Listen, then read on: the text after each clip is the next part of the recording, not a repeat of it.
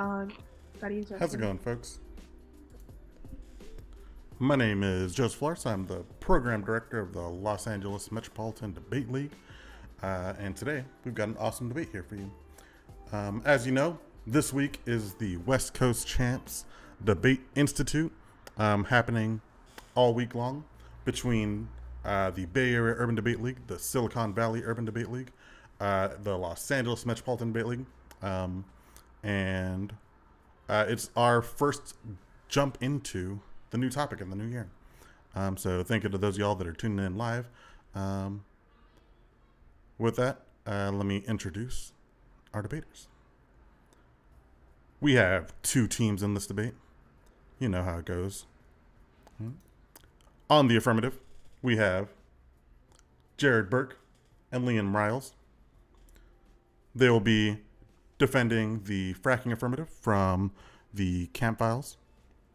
On the negative, they were once, the last time they were in a debate together, they were actually opponents.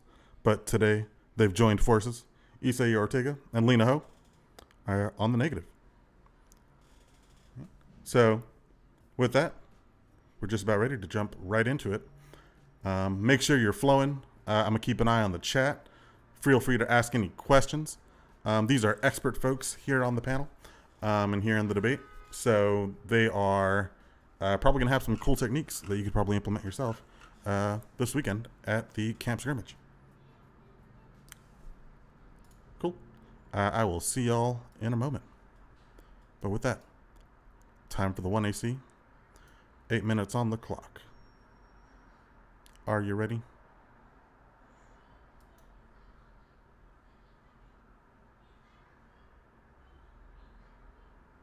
Who's our 1A?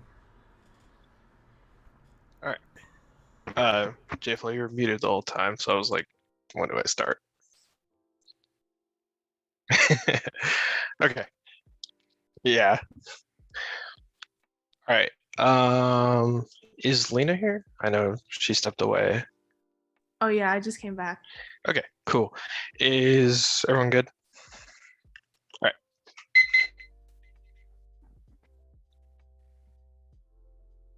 Plan in the United States federal government should substantially increase its protection of water resources in the United States by amending Section 1421D of the Safe Drinking Water Act to remove exemption for underground injection activity pursuant to hydraulic fracking operations relating to oil or natural gas production activities, prohibiting hydraulic fracking in the Gulf of Mexico versus inherency. The 2005 Halliburton loophole means that hydraulic fracking operations are exempt from EPA regulations. As Clinton et al. In 21, Bush-Cheney admin required the EPA injection control program, which was designed to protect underground drinking water resources. The reality of Halliburton is it allows companies to inject harmful chemicals. Advantage one is public health. Fracking is the primary means of extraction in the U.S. by millions of wells have been completed in the U.S. to continue in the future. This is Euronews in 20. 1.7 million wells have been completed in the U.S. using fracking. Fracking will create 3.5 million jobs by 2035. Fracking sites disproportionately target poor and rural communities, causing desperate public health consequences. This is Food and Water Watch in 21. Marginalized populations are forced to carry out a desperate burden of health. Fracking wells disproportionately place in black communities. Fracking companies target low-income areas for drilling. Shale production diminishes quality. People have also experienced increase in anxiety, depression because of uncertainty that fracking brings that uniquely causes drinking water contamination. This is Perez in 20. Production in North Dakota has increased. Fracking has left its mark. Flowback and produced water may contain heavy metals, hydrocarbons, radioactive material, and VOCs. Families bear the numerous and even fatal costs of health because of fracking. This is Stone in 17. Fracking or drilling for gas and hydraulic fracking has been associated with a growing number of health risks. Environmental agencies have been downplaying the risks to the public. A variety of health problems are associated with the fracking: respiratory problems, cough, shortness of breath, and wheezing. And the most common complaints of residents living near fracked wells. Noxious chemicals and particulates are also released by diesel-powered pumps. John Hopkins School of Public Health found that a significant association between fracking and increases in mild and moderate severe cases of asthma. Fracking chemicals are harmful to pregnant women and their developing babies. Researchers found endocrine disrupting chemicals wells and near wastewater disposal sites. Another study looked at 11,000 women with newborns near fracking sites and found 40 increase having a premature baby and a 30 risk of having the pregnancy be classified as high risk. Premature babies accounted for 35% of infant deaths in 2010. Prematurity is a major cause of neurologic disabilities. Other studies found that the noise from drilling itself, the gas compressors, other heavy equipment, and truck traffic is high enough to disturb sleep, cause stress, and increase high blood pressure. Exposure to noise pollution contributes to endocrine abnormalities, diabetes, heart disease, stress, and depression. Another epidemiologic study from UPenn compared the hospitalization rates with active fracking and without. The study found that fracking associated with higher impairment of hospitalization for cardiac and neurologic problems. Also associations between skin conditions, cancer, urologic problems, some health problems such as cancer, and some neurologic problems take years to develop after an exposure. Families and communities bear the cost of many health complications from drilling wells. Fracking wells disproportionately target poor and rural communities such as Clo and AT. Empirical studies of distributive environmental justice use geographic data, especially to block group level data from the U.S. Census. Unconventional gas wells are disproportionately located in large areas with larger populations living in poverty. The case of South Texas makes an interesting contrast. Greater levels of and ethnic diversity in mostly rural areas where wells are located. The mutation of local communities' economies for extractive technology is a form of structural violence. This is Malin et al. 19.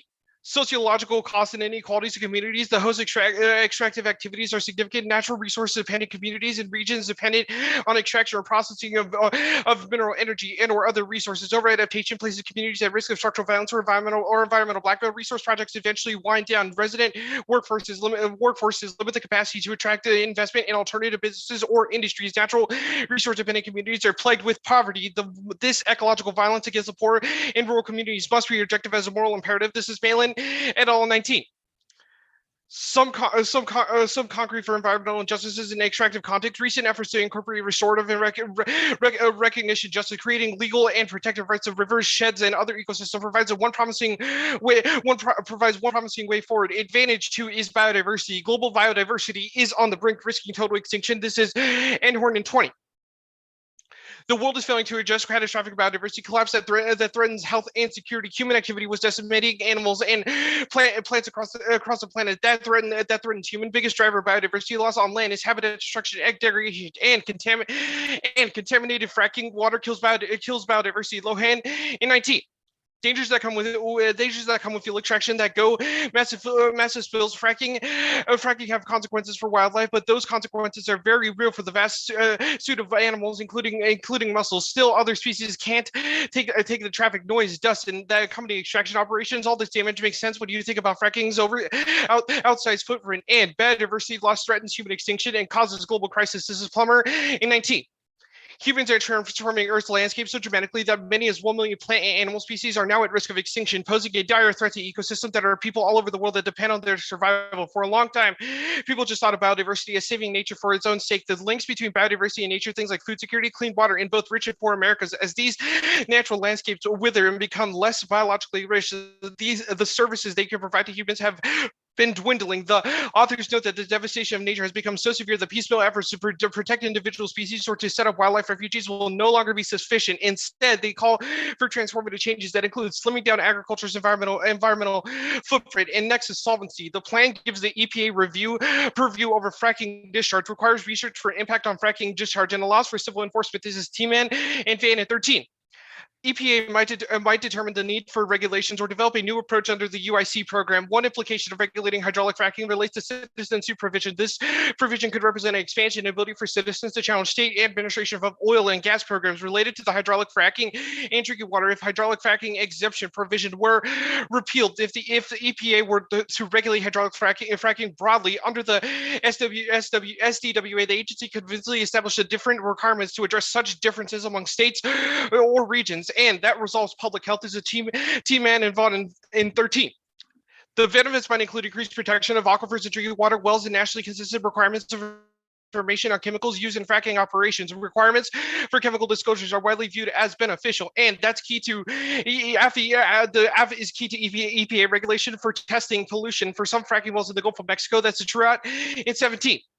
The draft of water pollution and permit of oil and gas operations in the Gulf reveals how difficult it is to uphold federal clean water standards in remote areas. Added, the toxicity testing is not required for the source of wastewater. This is a major concern because there are thousands of platforms operating in the Gulf, and the EPA has no clue about the cumulative impacts of various zones of mixing zones. That solves Gulf of Mexico fracking wastewater emissions. The Center for Biology Diversity in 2017. EPA to prohibit the dumping of chemicals used in offshore fracking and other simulation into the Gulf, particularly with given the enormous scale of offshore oil and gas conducted in the Western Gulf of Mexico of the jurisdiction of the region. A federal ban on fracking on federal land is crucial. This is FOE in 21.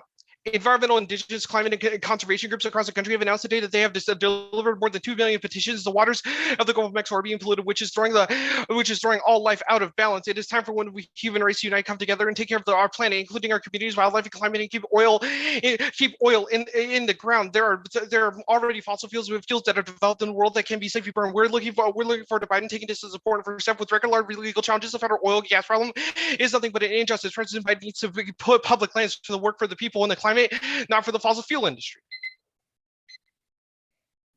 You're good? Yep. All right, let me get prep. Starting now, what is the Halliburton loophole? So in the Safe Drinking Water Act and the Clean Water Act that was established in 2005 by George Bush, it allowed Halliburton, which was Dick Cheney's company at the time, to continue to allow fracking on federal lands, but also in the Gulf of Mexico. So it's a loophole within those things. And the so how does the affirmative specifically solve for that loophole? Right. So the AF reforms Section 1421D, which is the Halliburton loophole, and it uses the UIC program, which stops federal injection, or which stops companies injecting, to participate in fracking. Right, but there are two methods through which the AF can resolve itself.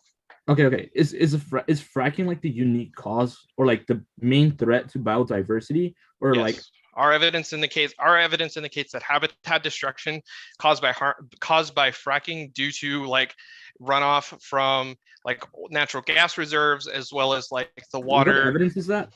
The second piece of the Lohan piece of evidence. Okay. Cool. It also talks about spills. All right, on the Tiemann, Mary, and like Adam Van evidence, how does the plan get civil enforcement like passed, or like how does Sure. So I mean, this is why, because the AF is literally just the state's counterplan, i.e., when like, for example, if Halliburton were to go on state land and it contaminated drinking water, it would allow private entities, so i.e. citizens or like any type of nonprofit group, to sue the oil companies as a means of like, they contaminated water. And because of the AF's reform, it's a guarantee that those private suits would rule against the companies. Right. The other way the AF solves is it just bans fracking on federal land, because that's how fracking companies get the land to frack. In that case, and like, what does the affirmative do like about fracking like on private sectors or like on private land? Right. That's the kind of all of the stuff about citizens being able to. The way private land is operated is that the federal government sells land to to oil and gas companies, and then they buy it and frack on that land. The government can no longer sell that land to oil and gas companies. What? But like, what happens to like land that has already been like fracking for like the past? They ban all types of fracking on federal land. So if the federal land was bought by fracking companies, it bans it. Okay, cool. All right. Can you explain the truth out 17 evidence real quick? The truth out piece of evidence. Is that on the public health advantage? I think it's on. Yeah. Actually, I think it's on biodiversity. Oh. No, that's on the public health advantage. Oh, my bad. Anyways, thesis of the card is like, there are certain areas where communities of color are particularly harmed by fracking, i.e. those communities don't have to levy as many taxes on the companies, and then they're like, you want jobs, and so those people go in there, the companies go in, give that community jobs, but they target poor people of color. Okay, cool, thanks. Are you taking 2 minutes?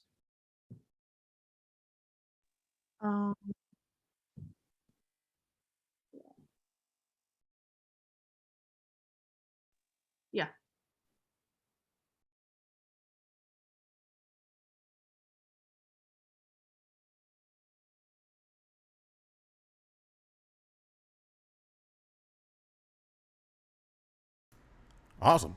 So far we've got the 1AC. Strong case. Wonder what y'all are thinking about it. 1NC is coming up. Hot Cross X. These folks have clearly been prepping with this. You would think that they've had it for months, but they only really recently got the evidence back and stuff like that. So curious to see what the negative does. Okay. Looks like the negative might be ready to go with their 1NC already. If you are, give me a thumbs up. And the floor is yours.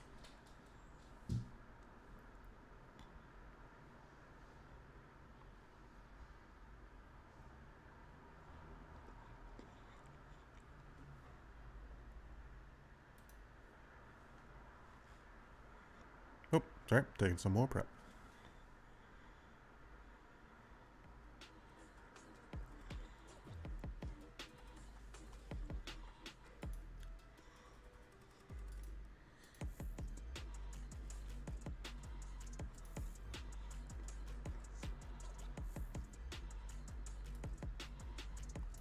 Yeah, this year's going to be really interesting. There's so many topics with the environment across the country that a lot of us are going to be dealing with.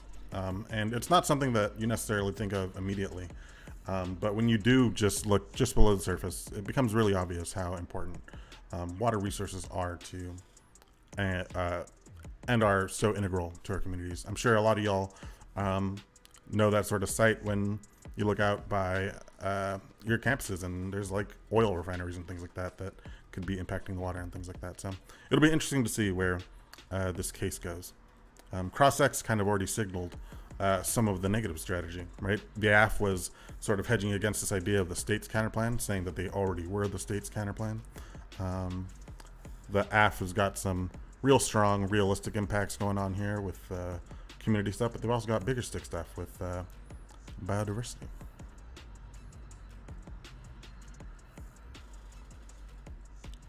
Yeah, if y'all have any questions, feel free to ask them in the chat.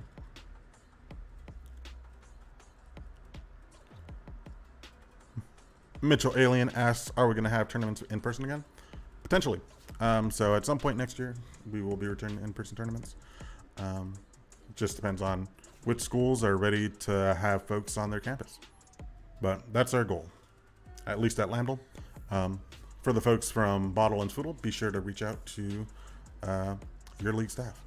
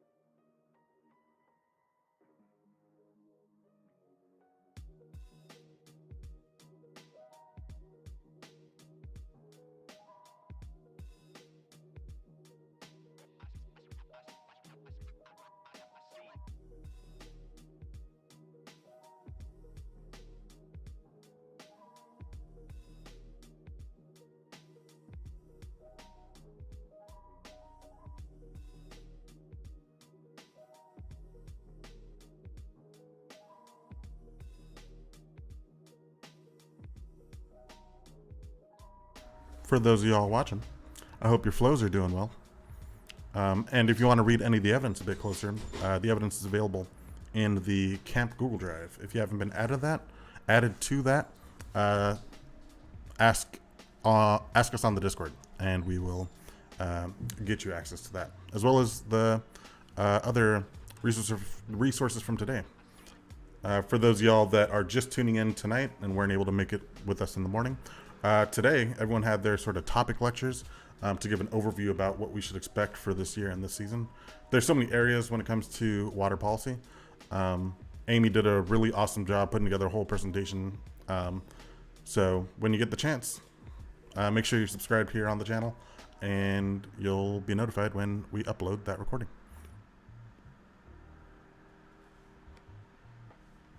Okay, cool. I'm good for the 1NC.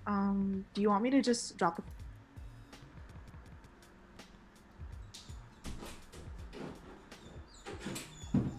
All right, and looks like it's about time for the 1NC.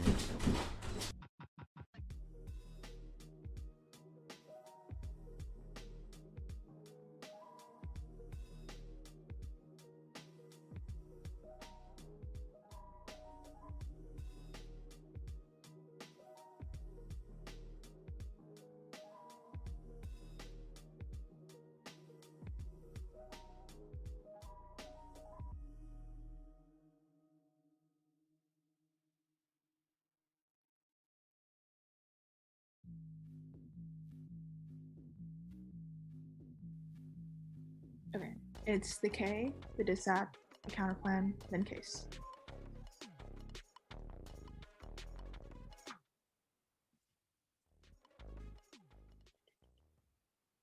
Is everyone good? Can everyone hear me?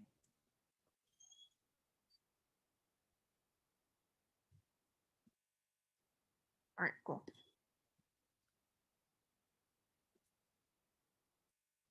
All right, I'm gonna start. The app's focus on water protection misdiagnoses the ecological crisis that produces the call for protection in the first place. In order for there to be a geographical landscapes to be salvaged and made more efficient, people and places are rendered down to their productive capacity for the continuation of colonial domination. The app only exacerbates the spatial coordinates of the global north worth saving from the ecological crisis from the global south, a racialized and neoliberal toxicity that positions people of color in environmental dead zones. McCritic 13. Past colonial encounters created material and imaginative geographies that ratify global segregation with damning spaces occupied by the man's human orders. A new symbolic contract with race coincided by the past of 1492 colonial arrangements, native reservations, plantations, and formal informal segregations are some of the lands with no one carved up to distinguish. This normal way of life is rooted in racial condemnation. It's spatially evident in the sites of toxicity, environmental decay, pollution, and militarized action that is inhabited by impoverished communities. We collectively think about several spaces that are considered lifeless without history, geography, or suitable capitalist life-supported systems, war-torn countries, reservations, ghettos, and what referred to as the global south.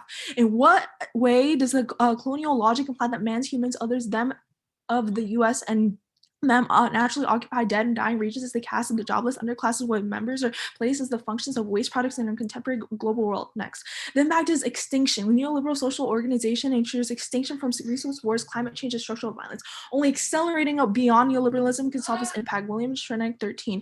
Global civilization faces a new catalyticism. The terminal resource depletion, and especially in water and energy and resource financial crisis, has led governments to embrace the paralyzing debt spiral policies of austerity and the privatization of social welfare services, massive unemployment, stagnating wages, and soon to render it incapable of maintaining current standards of living.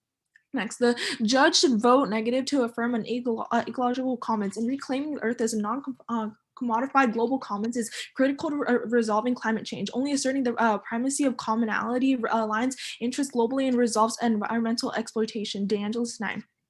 There's also an extent in which capital has been set to non-commodified, contribute to its constitution, and capital is not all-encompassing, and workers do not need to engage in commodity with exchanges with one another while accessing tools and information. Second, like a social corporation of labor at the assembly line, and each worker's labor depends on the one before her. Third, a community that creates rules and regulations, factory-based, not just open for anyone, and not any kind of behavior is allowed within them. And as a result, climate change brings us need to change a social corporation of the labor of planetary levels and the modalities of labor in spatial particular spaces, and recognizing them as commons is crucial. Next, in the decided, it will pass. Manchin's vote is key. Everett and Baron Lopez 6-9. Biden has largely remained quiet about the senators' insisted that infrastructure bills be bipartisan in opposition to both filibuster reform and the sweeping election bills that expand voting access. Without Manchin, Biden simply cannot win, and Biden will be a key ingredient to swaying Manchin. Manchin has always marched to his own tune and making him the hardest Democrat to sway on big issues of the day, and the pivotal vote determines the success of Biden's agenda. Next, additional spending generated by the plan kills Manchin's support for the deal. McFall 6-3. Joe Manchin called President Biden's infrastructure bill a golden opportunity Thursday, and the Manchin reform openly supporting Biden's package and the applauded GOP efforts to refocus the infrastructure bill towards traditional items like roads and bridges. Next, infrastructure solves international emissions through the enforceable NDC. Maritza 321. Time is to act now. And the U.S. is poised to lead in this endeavor. With urban environments responsible for 75% of all emissions generated by infrastructure, we can embolden all governments to do the same. Next, the warming leads to extinction. Kariba 18. Climate change, global freshwater cycle, and the ocean are acidification and proposed essential risks. And climate change intersects with the freshwater resources because it's expected to exacerbate a drought and water scarcity. And coastal communities will be exposed to unprecedented storm surge every 25 years, but it's expected to occur every 5 years by 2050.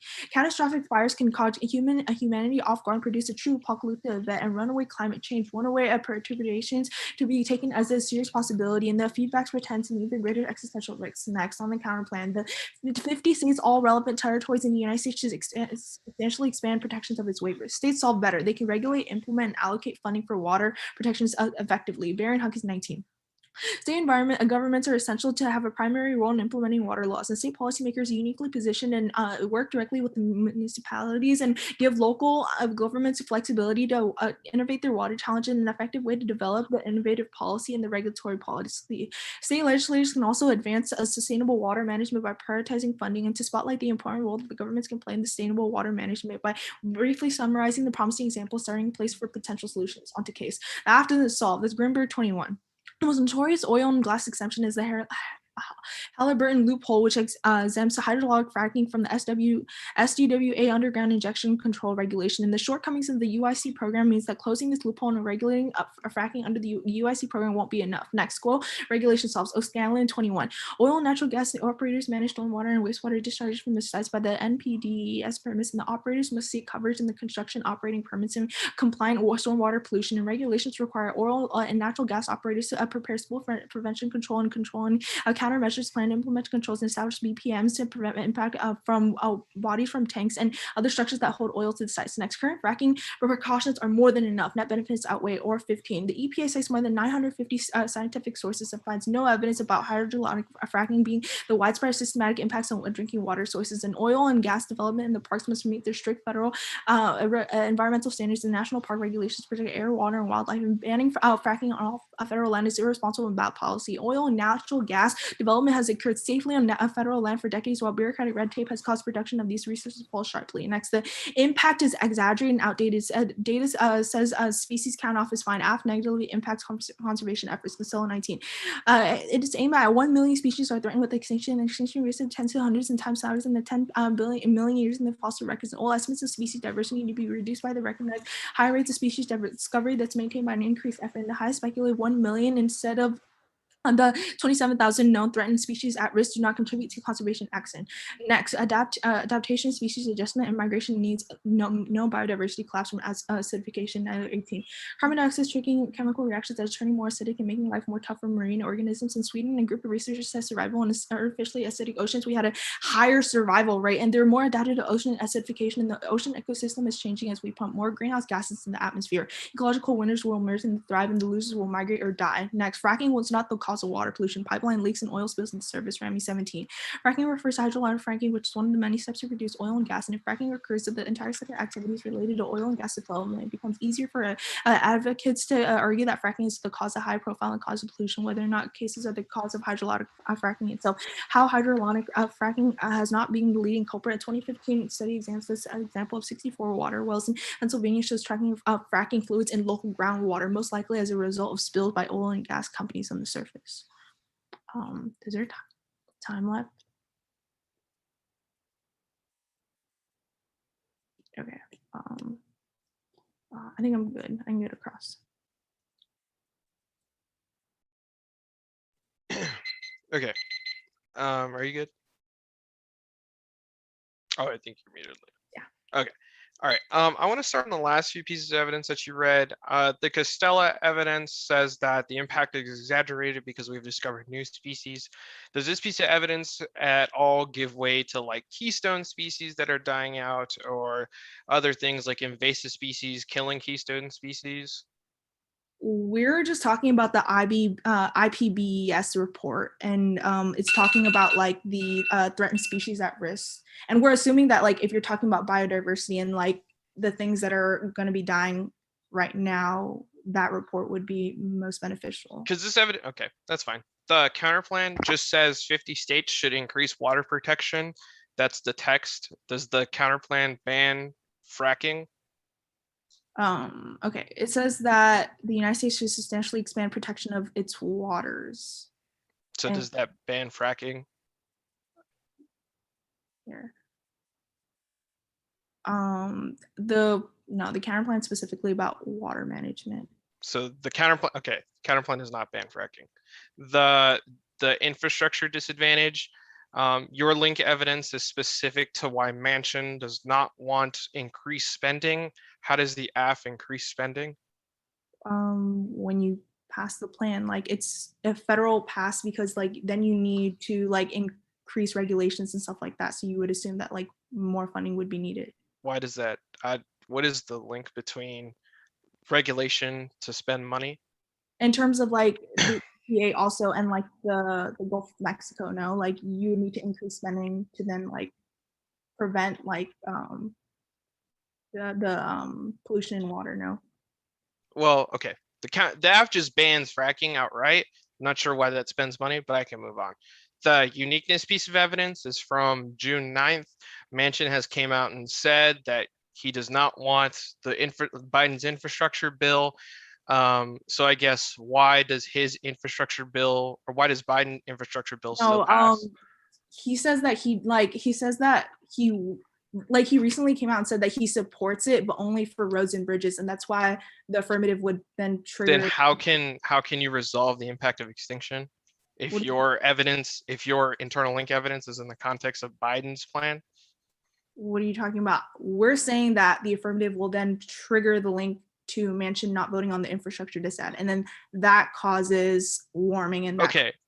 I would really real quick want to talk about the alternative on the critique. Ecological commons. How is that different from the status quo? Yeah. So we're talking about like giving these people that are on their land the authority to make the changes that they feel is necessary, because that's the status quo. Companies have came in and taken over their land. No, but that's why we say that a non-commodified global commons is needed. I don't know how that happens, but okay.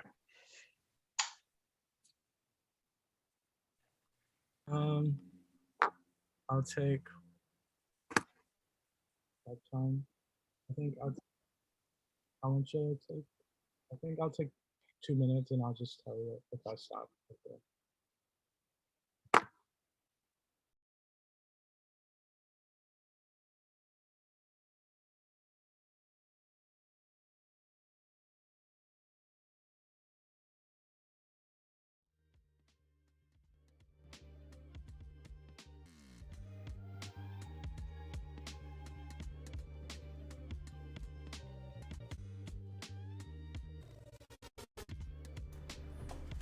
So now we've got both sides of the debate. We've got our 1AC, we've got our 1NC.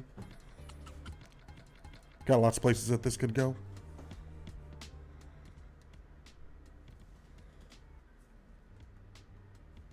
For those of you that are new to JV or varsity, the infrastructure dissent is what we call a politics dissent. And it essentially argues that if we do the plan, whatever the affirmative is, it has political ramifications in places like Congress.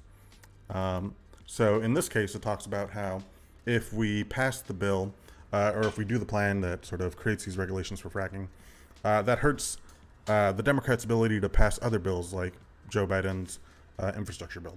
And they talk specifically about this person, Joe Manchin, who tends to be this sort of like deal breaker vote in the Democratic Party.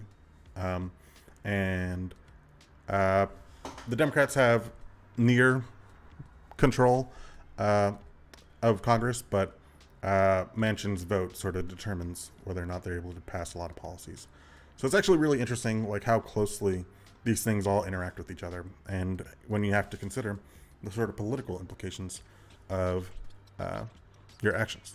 Maybe it is a good idea, but what does it cost, right? They also introduced a critique, right, that sort of questions the logic behind the affirmative and whether or not it works. Right? If you want to read the evidence a bit closer, like I mentioned earlier, it's available on the Google Drive with all the camp resources.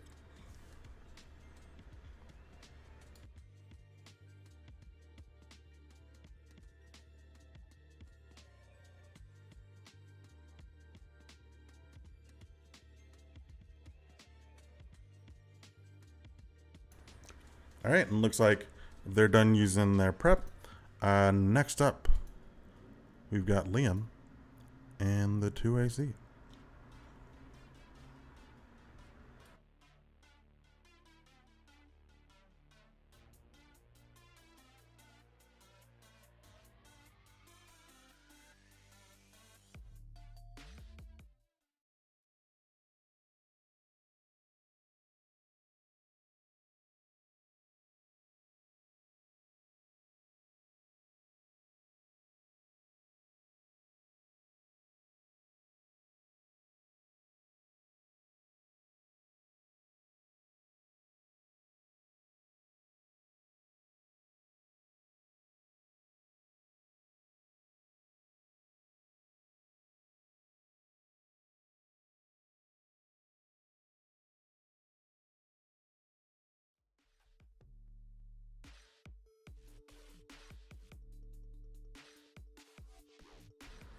It looks like they need a moment to send out the speech doc and stuff.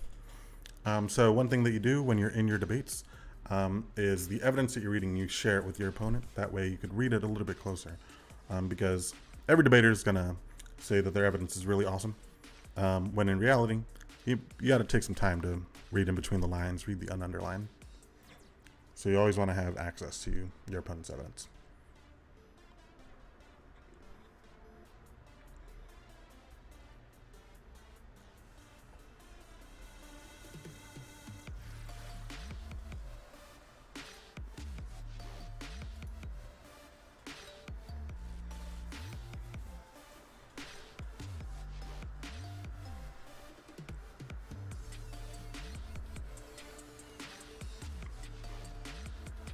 What league is everybody from in the chat? I'm curious.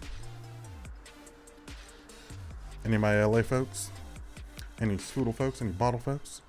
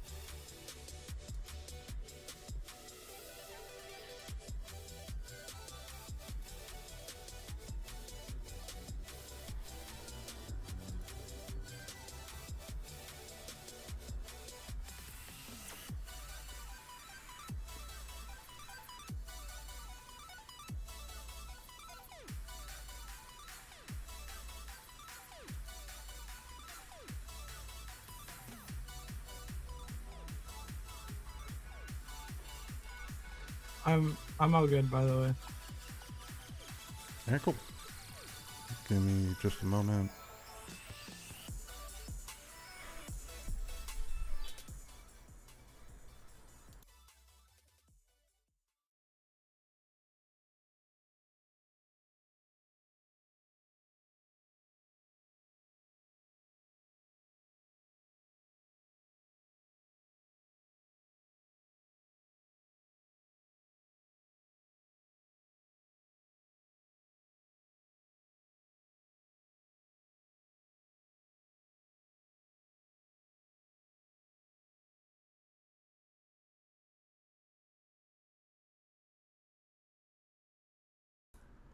All right, and here comes Liam with the 2AC.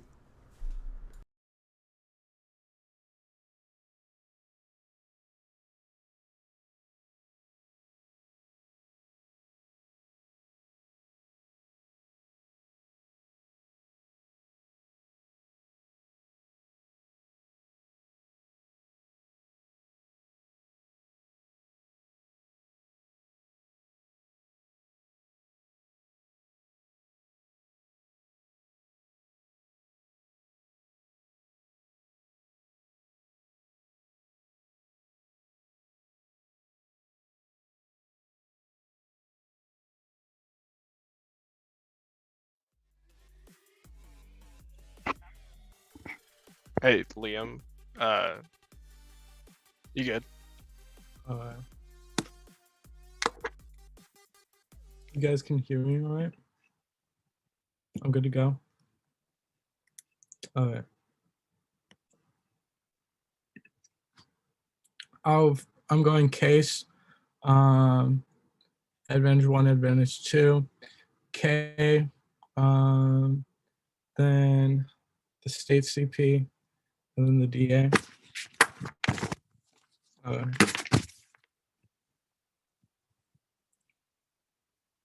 Sorry, I didn't pull up my timer. Fracking overwhelmingly impacts communities of color already impacted by food and water insecurity. Our country's flawed regulation system makes these problems worse and risks extinction. Fracking pollutes.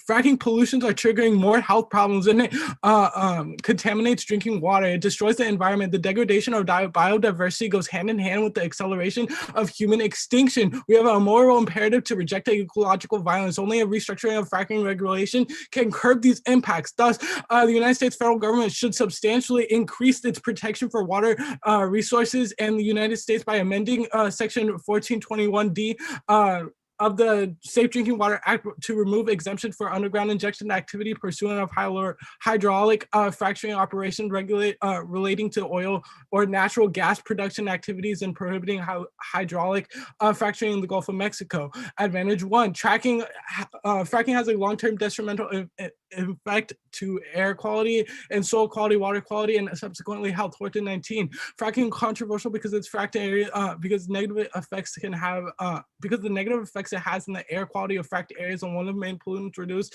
is methane. Methane is a major greenhouse gas, and its global warming potential is 84 times that of carbon dioxide on a 20-year horizon, and can lead to health problems. Fracking processes millions of gallons of water each year, reduce the amount of fresh water available to nearby residents. Another major concern is the chemicals used in fracking may lead to leaks in local water supply. Fracking has long-term impact on soil vegetation and air pollution and water contamination due to toxic chemicals used in hydraulic fracturing is the greatest concern within fracking. Advantage 2, overfishing in the Gulf of Mexico leads to loss of biodiversity. Young 17, stresses such as pollution and overfishing have altered the Gulf of Mexico and ecosystem and dynamic of fish community. Overfishing in shrimp and fisheries bycatches subsequently reduce the population of many fish and shark species, resulting in some of the important species that being classified as the status of overfishing or being overfished. And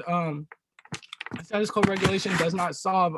Just look at our health cards and the water contamination of Flint.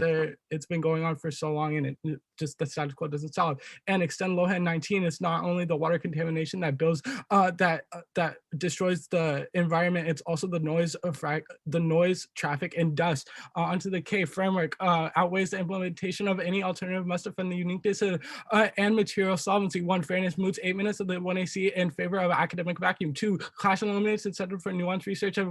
3, vote AF even if we lose framework. Where impact turning the alt, which means they have to beat the case to win. Isolationism and backlash and hegemony are popular, and our impacts are a justification of our epistemology in defending a US-led world order.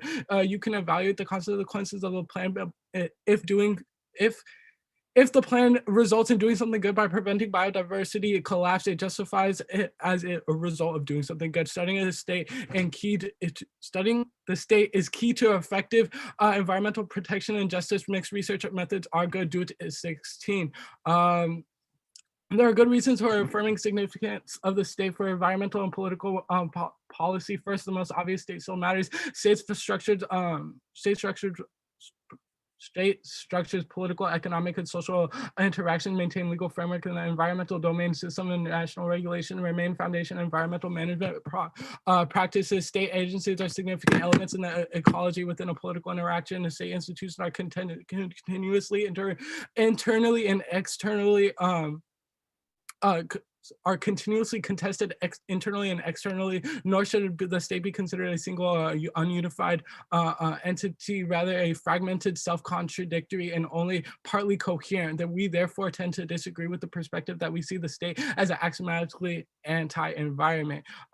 Util, case outweighs the prioritized extinction, irreversibility, cross-apply to all extinction impacts. Irreversibility, death is the only ontological state. Death denies agency for positive experiences for everyone, which outweighs on mere scope. Consequentialism is good and inevitable. They can't simultaneously win their impacts and be extinction outweighs. Any impact comparison they make slides into cost-benefit analysis, which is inherently utilitarian. They're right, the state is problematic, but it's indispensable for resolving climate change and challenging corporate power. Only repurposing the state towards public good and ecological commons can build the infrastructure necessary for the social movement success. The alternative is unmitigated climate change. Buxton Hayes 16. Social movements will need to have a relationship with the state. This is because corporations capture the state. It's in today's world, we are no longer talking about states, rather a hybrid, a corporate state. Many movements choose to ignore and reject the state and focus on building local alternative. This strategy does not weaken or remove the state, but rather lead them down a more and more repressive and corporate directed route. We are in need of the state to develop the re-engineering of our economy and infrastructure that will be necessary to prevent the worsening of climate change. And Perm, do both. If the alt can overcome its links to the status quo, then it can overcome the aff. The affirmative is a stance against environmental racism and against indigenous people. Becker, 18. Indigenous people have suffered disproportionately across American history, and constant relocation has increased smaller territories and continuous efforts to force Native American people to assimilate. Currently it remains obvious that Native American people remain devalued and subject to environmental racism where it concerns both the government and the business. Onto the state CP, solvency deficit. Can't solve federal lands. Counterplan makes administration impossible. Attorney General Oregon in 19. EPA, of course, presumes the state's a potential reaction of proposed water, the United States definition. EPA, of course, failed to adjust how a program administered by the states fill gaps associated with the narrow waters of the United States definition implemented by the federal agencies on federal land. EPA and Corps need to provide information regarding how this could change implemented on federal lands. Interstate compact fails and delays ambiguity. Politics cost Roper is actually cut this card onto the okay, so the perm doesn't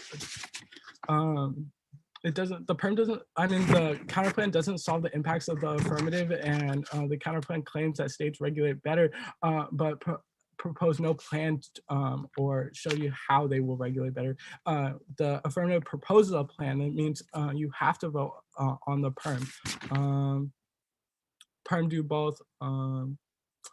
Onto the infrastructure DA. Biden's all talk, the GOP won't sign another issue dumps, parts 14. Biden constantly talks about his relationship on Capitol Hill and angered his own members of the party when he spoke about his inability to work with Republicans. I think Biden will believe that there are 10 Senate Republicans that want to create some jobs, and he's exhausting every possible avenue to try to get some. However, there's zero evidence of how he's being met with the same eagerness to craft a meaningful bipartisan deal. Democrats and Republicans have failed to find common ground on major issues like police reform, gun control, and immigration. 2, no link. There's no evidence in the context of fracking.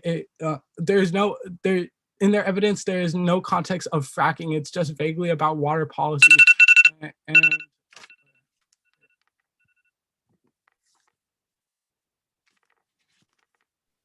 Okay, are you good? I'm open for cross-ex. Awesome.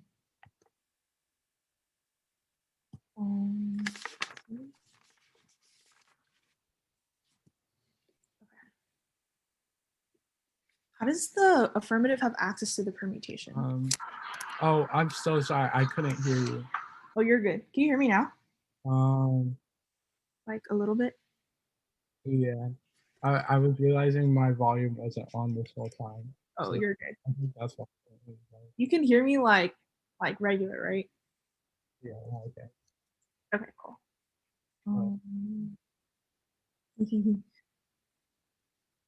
Sorry. I've been talking. Yeah. All right, cool. Can you hear me now? Yeah. How does the affirmative have access to the permutation? On which permutation? On the critique. So basically what we're saying, the affirmative is the critique in a sense that first, indigenous people have been impacted by environmental damage for a long time, especially when we're talking water damage. Indigenous communities have been impacted by fish population that lead to their starvation, which impact our impacts starvation. Yeah, so that's just the SWO. How does that then turn into an ecological commons that the critique is trying to create in the world of the alternative? Yeah, so native populations are directly impacted by climate change and the contamination of water and how the contamination affects their biodiversity, and that's directly how they build their communities. Okay, the critique is specific about how we need to fight neoliberal social organizations. How does the permutation do that? Oh, okay, so the permutation is talking about how we can simultaneously interact with the government in a way well, first we're saying that we're defending we're defending a U.S. world-led order because we just evaluating our impacts. By the 1AC, we're just doing good. Okay. So both of our impacts are extinction, right? Why does the judge vote for your case outweigh instead of like the possibility of the critique? Sorry, can you repeat that? Yeah, both of our impacts are extinction. Why does the judge prefer your argument of like the case outweighing rather than Native people not having access to ecological commons? Oh, well, first, we're the same. First, we read our extinction impacts first. You just reread our extinction impacts. And then second, you don't solve your extinction impacts. Third, I'll just leave it there. You don't solve your extinction impact. Well, how does the alternative overcome the app then? Has the alternative overcome the app? It doesn't. Okay. How does the app specifically like create a stance against environmental racism against Indigenous people? Like where in the 1AC is it specific about Indigenous people's rights? Okay, it's not about Indigenous people. It's not about rights per se. It's about ecological damage, which Indigenous communities are directly impacted. We're talking about, for example, yeah, like that comes out of the 2AC, but does that information like stem from the 1AC, or is it just because like you read the critique? It does. The 1AC is talking about the world in general. We shouldn't have to. Okay, the world in general. Got it. Okay.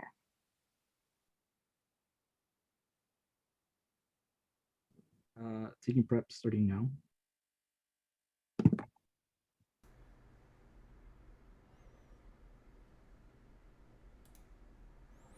All right, so it looks like they're gonna take some prep going into the block.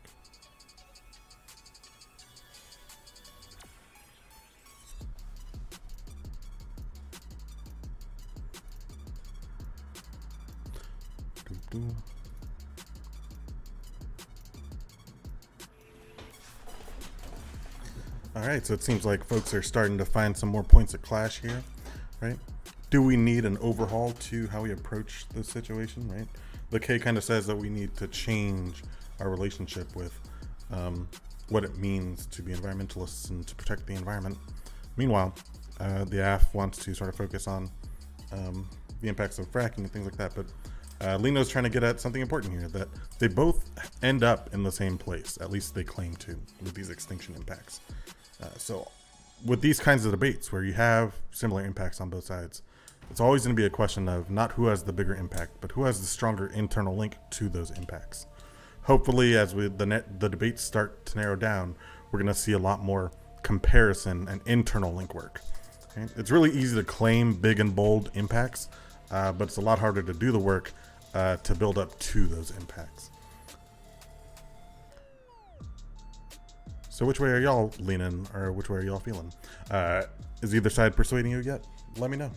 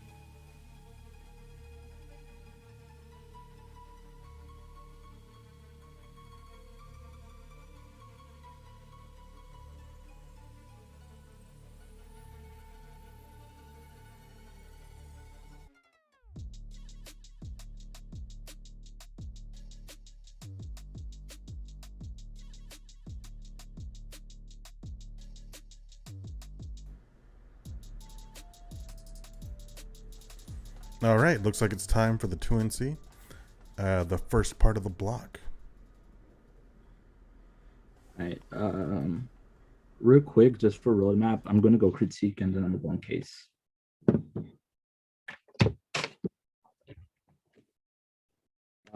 Is everyone good?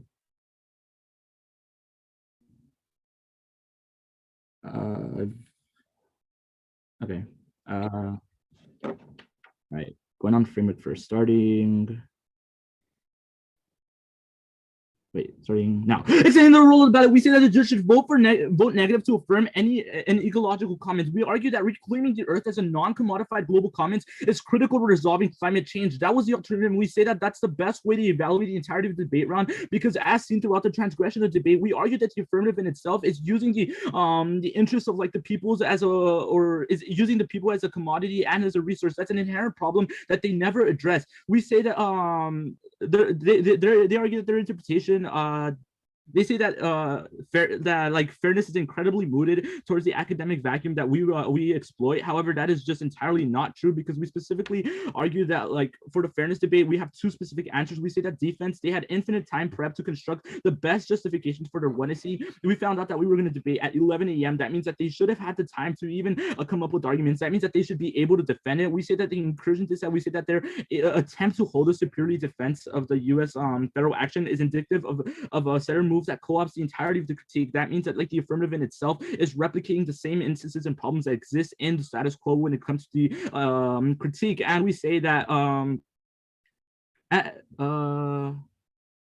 yeah, and they also say that like we eliminate clash. However, we argue that like they've been avoiding it by going for the impact term. We could have elaborated more towards the link term, but if not that, we still have the other arguments, specifically with the dis and the CP. That means that we still have access to the clash. They say that even if they lose on framework, they impact turn. However, we literally have the same impact of extinction, except that we argue that we should also prioritize the structural violence that exists among indigenous and poor communities, meaning that like that argument means nothing. They say that like studying the state is effective towards like prior environmental projections. However, this completely contradicts the entirety of the alternative. I'll go more on this towards the permutation, but yeah. And then they say that utilitarianism is the best way to evaluate anything. However, we argue that utilitarianism is inherently bad. They say that case outweighs and you should prioritize extinction. However, we say that you should prioritize probability ahead of magnitude, because it means that like we're able to solve for people whose problems are existing at the moment, instead of like solving for an issue that will never happen. Debate has been existing for this impact has been existing for 30 plus years, and we've never come through the threat of extinction. That means that like you should still prioritize on probability. They said that irreversibly death is the only ontological state, but again we say that probability is the best way to evaluate anything. And yeah, going on to K proper. The history of water policy is part of a legacy of finance and capitalism, where the issue of management, maintenance, and a protection of resources is about the interests of stakeholders rather than the interests of public. Black, brown, and low-income people become targets of U.S. ideology that justifies their continual disposability. That's Polito 16. Care must be taken on how racism is consensualized in the contemporary period. Racism and white and supremacy are not stagnant and evolve over time. A hallmark of neoliberalism is no longer the color of line, black, white, or hard and fast. Poor segregated people of color experience a distinct brutal reality that is key to accumulation of power and profits over elites. Their value, if one can call it like that, is their general expandability. It allows both capital and the state to pursue both policies that are and practices that are catastrophic for given to the planet and in many life forms, because of much of the cost is borne by surplus people and places where the well-being and reproduction of subjects matter. The local state, completely engulfed in the culture of neoliberalism and austerity, chose to respond to the urban fiscal crisis by poisoning its people. It felt like it the latitude to do so because its residents simply do not matter. They are disposable. But what is really incomprehensible is a system that prioritizes fiscal sovereignty over human lives, and how this has become an accepted part of U.S. society. But again, it is what lives are subordinated to fiscal sovereignty that is key. You can cross-apply towards a framing that completely faults their entire way of thinking. The affirmative structural adjustment operates through maintaining the global south as a breeding ground for the production of neoliberal strategy and moralism to protect the national identity of upwards mobility, safety, and progress, which portable water signifies. That's Polito 16. African Americans constitute only 14% of Michigan's population. The yet they are approximately 49% of those living under EFM. Calling Black residents surplus does not adequately convey the relationship to capital, but we need more fully theorize the role of surplus in contemporary capitalism. Generally, surplus populations embody varying degrees of integration in the workforce, ranging from the precarious employment to the permanently unemployed. It is difficult to overemphasize the significance of portable water to the U.S.'s sense of self. And going on to another link, we say that green entrepreneurship reproduces neoliberalism. The affirmative appeal to the innovative individual drives overconsumption and justifies economic inequality. That's Pertum 9. The green capitalist agenda suggestion that more sustainable futures can be secured via investment and entrepreneurial innovation. This obscures the relentless, restless, and growth-dependent character of capitalism's distinct metabolism. Capitalist political economies aggregate through throughput of material and energy to grow, overstripping of any efficiency gains. Focus on elite entrepreneur or bourgeoisie subject points to the need of political cultural perspective of green capitalism as a sort of drama which must be performed. Performances act to augment the economic foundations of bourgeoisie power by making the entrepreneur a central figure of climate policy and environmentalism. And answers to the permutation: only refusal to participate galvanizes radical environmental justice movement. That's Polito 16. Using unconventional strategies, especially relying on the state in the neoliberal era, will not produce conditions that compel polluters to stop. The state is about to eliminate the necessary things that communities of color provide. Fundamental rethinking of attitude towards the state, instead of seeing the state as a help of a partner, it needs to see the state as an adversary and directly challenge it. We'll also argue a new link where Liam and his cross is completely contested and argue that like the politicization of brown and black bodies, they argue that they only bring in indigenous people to prop why the affirmative is so good. Liam's cross-six is an example of how that happens, specifically by addressing anything about indigenous people. However, no part of like his answers towards the critique had anything to do with this. That means that they're just politicizing race, and that's inherently problematic because it recreates the same impacts that exist in the squo. We argue that like we argue that environmental racism can't be fixed through policy tinkering or entrenched corporate interests. It will whittle down and not enforce and simply ignore the plan. We argue that the land and environmental stuff only exists or prioritizes it because of people on the land. If there's natives, they don't really react to anything. They're using it for numbers and instead of their actual connections towards the land. They're using people as resources, and passing the plan, it commodifies their experience, making it that their experience is invaluable. Going on to the case. Fracking improves U.S. environment and mitigating warming. That's warming Pierce 12. Replacing coal with gas in the U.S. will reduce total emissions of greenhouse gases and attribute to electric generation by 45%. Needed to mitigate climate change, but it is a major step in the right direction. Replacing coal with gas will other significant environmental benefits as well, e.g. elimination of tens of thousands of premature deaths and hundreds of thousands of illnesses in the U.S. each year that caused by the inhalation of pollutants emitted by coal-fired generation plants, Carta plants. And next, marine ecosystems are resilient to everything. That's Neil 17. Marine life did not fundamentally change, even though the vast proportion of species were killed off. The findings could help us understand more about how changing climate of today could affect the planet. There was still enough diversity among the remaining species that marine ecosystem was able to function in the same way that it had before. It shows that life underwater is incredibly resilient and capable of surviving, though even through the worst times of environmental upheaval on our planet. We argue specifically that like any threat of extinction that the affirmative poses is inherently invaluable, because we argue that like they argue about like biodiversity and how marine life is threatened. However, the Neil 17 card completely explains how marine ecosystem is resilient towards any of the problems that exist, even though it might still affect it. We argue that like it's not as bad as like they phrase it, and we say that like fracking is not the only way to like there's different causes to like pollution of water. I'm good for cross-six.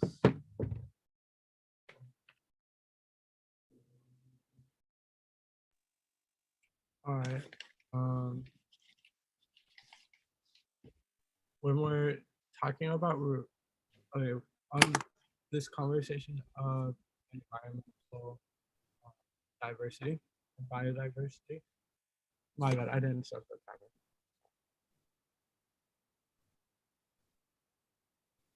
Okay, on this conversation of biodiversity.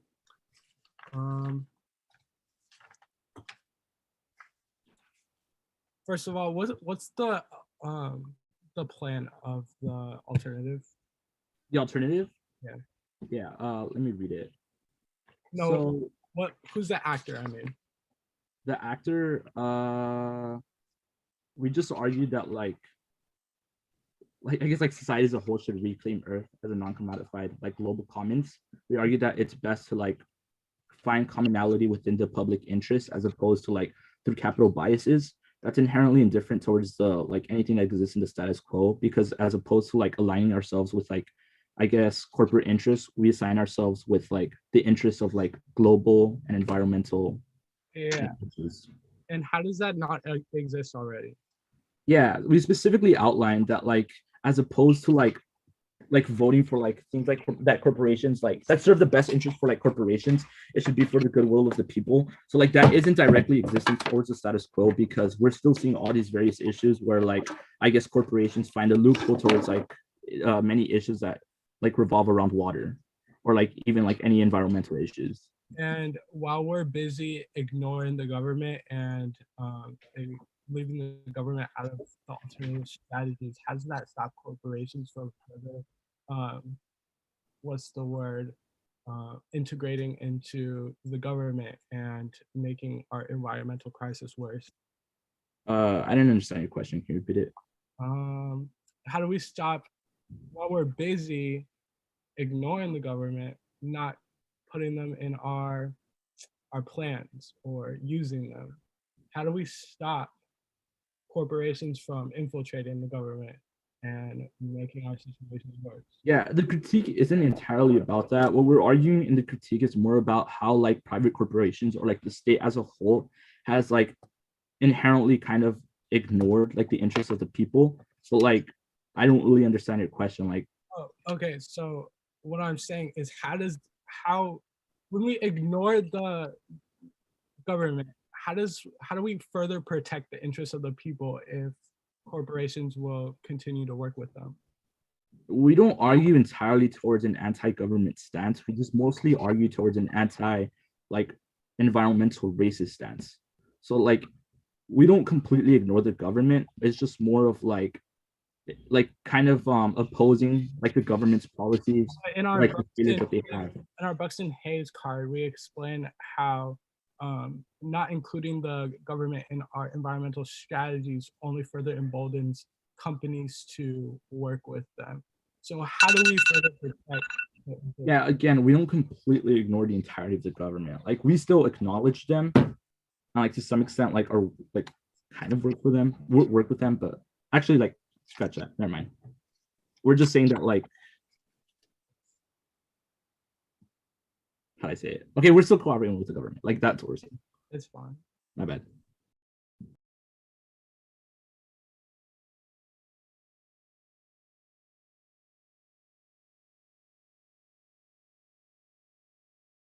Lena, are you taking prep?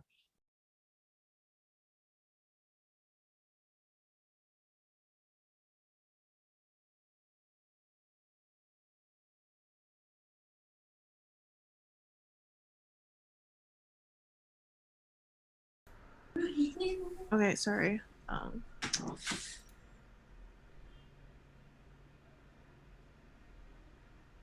All right. So looks like we're gonna take a little bit of prep going into the 1-0. Interesting debate. Got lots of discussion about the role of government, the role of corporations. Whose job is it to regulate who? The people, the government. And when we are strategizing these options, what exactly is the best way to do it?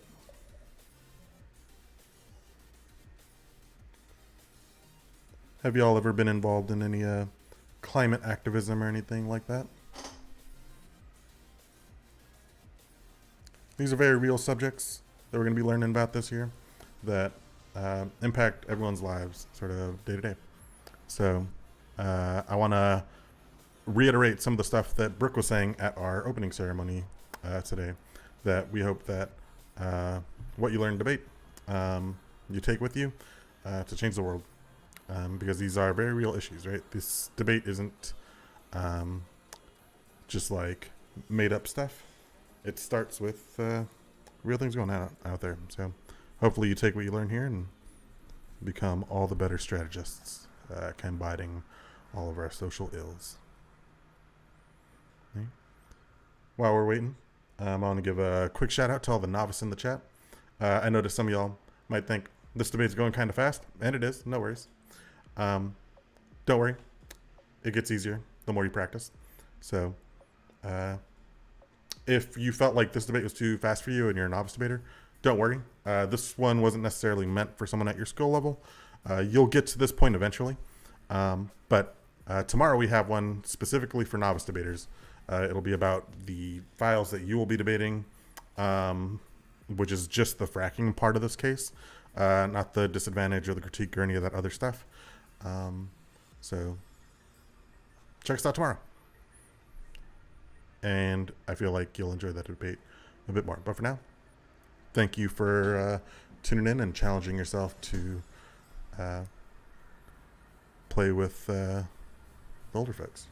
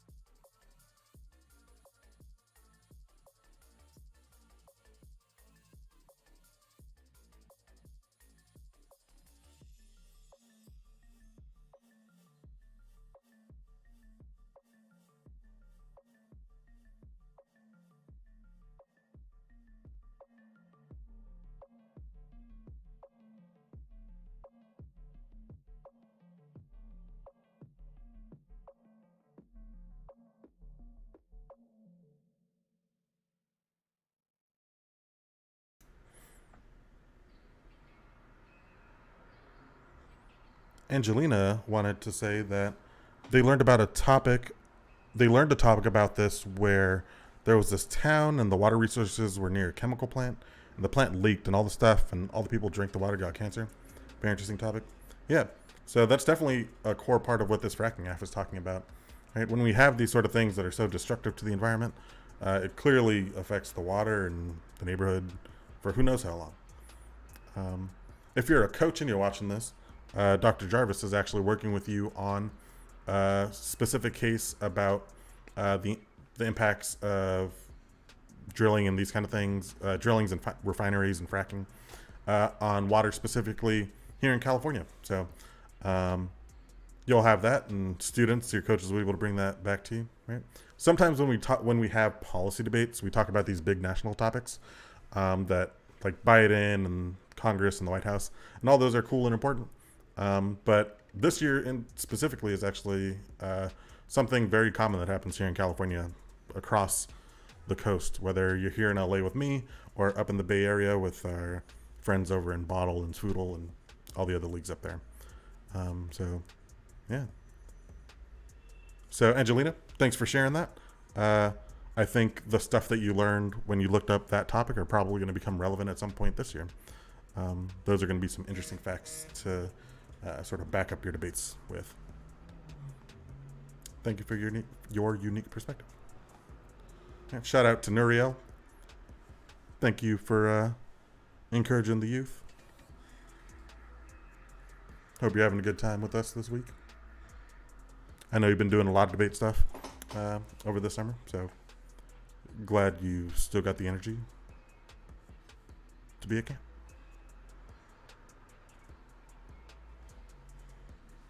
All right. And word from the debate room sounds like they're ready to go. So I'm going to go ahead and hand it back to them. Hear me? Oh, yeah. Okay, cool. All right. It's just going to be the the counterplan. Okay. All right. Judge, there's very little work on the dissad coming out of the 2AC. It's an easy way to hang your hat on the fact that Manchin's definitely not down for the anti-fracking bill and the water regulation bill because he's from West Virginia and he lives and breathes fracking coal, right? And that means that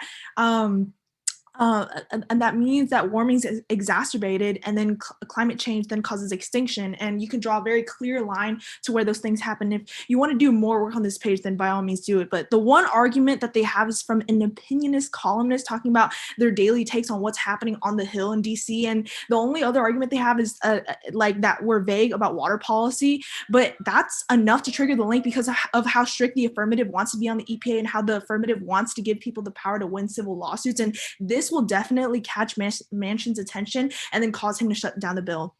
The infrastructure bill is a key to stopping warming and reducing emissions, and the impacts included clean energy, economic increase via jobs, grid infrastructure, and water safety, and the impacts go uncontested. And I'll go for this card I read in the 1NC about the nationally determined contributions, that the fact that 2021 is the year of try or die, right? And the Merzia 21 card on the fact that the impact on the dissad outweighs because of its time frame, right? This bill needs to be passed right away so things that like catastrophic fires that could catch humanity off guard and produce a true apocalyptic event will not happen. And that's evidence from Kariva 18, who's PhD in ecology and applied mathematics from Cornell University, right? So those are existential threats that will happen if the plan gets passed. And the counterplan says that 50 states and all relevant territories in the United States to substantially expand protection of its waters and the fact that the state solves better.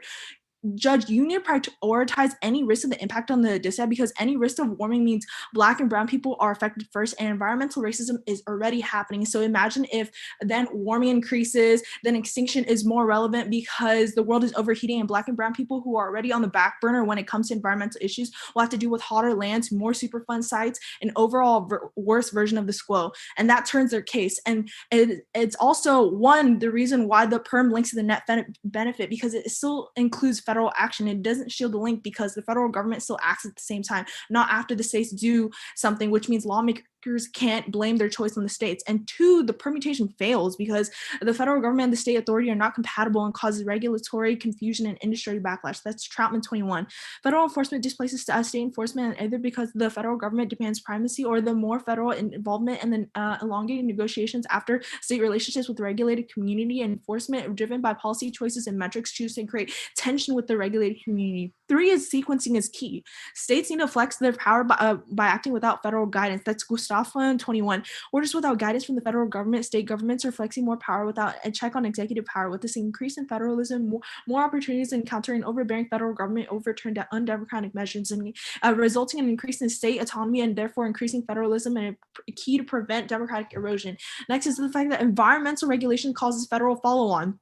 For agenda setting, that's Gustafson 21. States can bolster federalism, defy the federal government through the application followed by many other states despite the lack of orders from the federal government. The subsequent lockdowns, the travel restrictions caused by some states and impacted travel, an example of spillover. And due to these regulations, businessmen and politicians from Michigan asked the federal government to help resolve the issue, thrusting environmental regulations into the national agenda. And if the federal government attempts to ignore an issue due to a bipartisanship, state spillover solve solutions. Next, and the states solve and avoid federal overreach. That's box 15. The proposed rule ignores the federal roles play in water, and the states have a better sense of their specific environmental needs, and the federal government can provide a tailored approach. Do you choose federal regulation of almost all water, or the Clean Act rejects the federal power grab? Next, the states were the ones challenging WOTUS and other water regulations. The CP fiats the reversal of those efforts and guaranteed solvency. That's Troutman 21.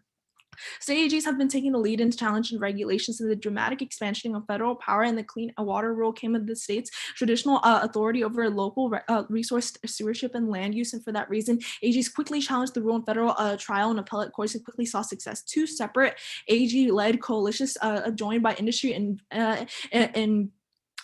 interveners would also secure preliminary injunctions against the Clean Water Rule in many other states, and the Navigable Waters Protection Rule has been challenged by the coalition of state agencies, cities, and several environmental groups. And it's a reason why you should prioritize avoiding the dissad. If there's any risk of the dissad, you should just feel comfortable voting for the counterplan, right? Because not only does it solve better, but it gives the state the autonomy to be able to regulate their own water in its own regulations, right? Like California's water policies are obviously different from Flint, Michigan's water policies, right? So it'd be more sensible to do the counter plan instead of the affirmative.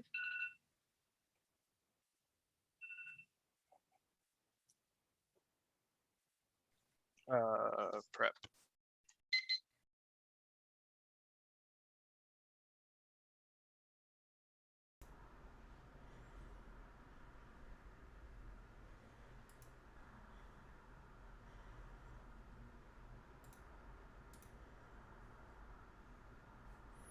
All right. So with that, the block is over. Looks like they extended a lot of their arguments across the board. They kind of, one thing you might notice there is that they were very good at splitting the block. There's very clear strategy options here, right? Coming out of the 2NC, you've got the K. Coming out of the 1NR, you've got the disad counterplan question. Okay. So now the 1ER has got to take their time to sort of answer both of these, but also answer them both well enough that whichever way the negative chooses to go in the 2NR, that they still feel that the AF could still win. This is why we call the 1ER one of the harder speeches in the debate, because you're debating against multiple options, and then the 2NR just has to pick the option or strategy that you want it covered if you're the affirmative. So while Jared preps, how are y'all feeling about this debate? It seems like both sides sort of agree that these environmental problems need to be resolved, but they kind of disagree on how we get there. The AP's got believes that they should set some regulations, and the negative has two competing ideas. With the K, they believe that increasing state power to regulate people in the environment only re-entrenches the harms. But their other option is the counterplan, where they say instead of the federal government doing it, the states should be the ones to come up with it. And I think Lena hits on that right at the end of the 1NR there, where she highlights that water policy across different states is different. So that means the different states need to be able to adjust and create their own policies. It's going to be interesting to see how Jared balances his time in the 1ER, but he's good at this stuff, so hopefully y'all could take some lessons from that upcoming 1ER.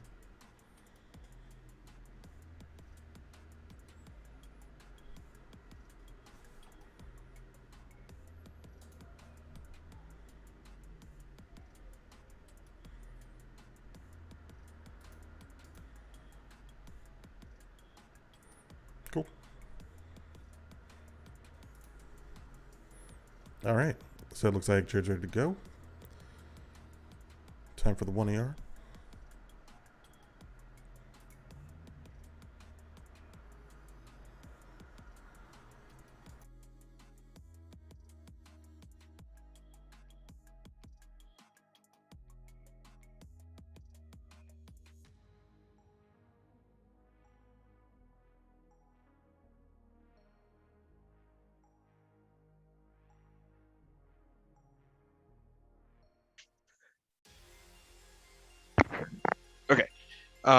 It's going to be the case in the order of the biodiversity advantage, then the public health advantage, the critique, the counter plan, and then the disadvantage.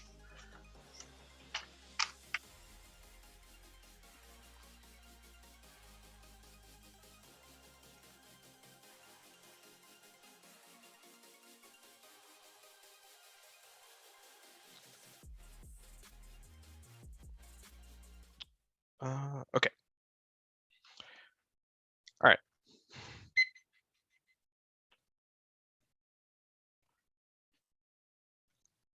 Global biodiversity loss is on the brink that risks extinction. Human activity is damaging all animal life across the planet. Fracking practically risks by U.S. biodiversity loss as it destroys and decimates habitat. They conceded the entirety of the advantage, which means you give us full weight. It's proven by massive oil spills and the introduction of chemicals into the environment. That kills keystone species and throws them off the food web, which risks ecological collapse and causes extinction. Their first piece of evidence doesn't even have a warrant for why fracking causes warming to go down, causes a reversal of warming. Rather, this evidence is just in the context of how natural gas is better, but it's not, because it still contributes to massive amounts of climate change. The yield evidence is also just bad because it doesn't even talk about things like keystone species, which our evidence indicates is a good idea. Evidence indicates that is being lost right now, which means only a banning of fracking can resolve it. The public health advantage, we're not going to go for it. There's no piece of offense here. The critique. At the top, you should evaluate the effects of the plan versus the alternative. Only that is key to fairness and clash, because it allows the affirmative to be in the debate. Otherwise, it just means that the negative can just go off the rails on whatever is a link, and it creates a you link you lose, which is Dex fairness and clash. Because only debates about the plan are good.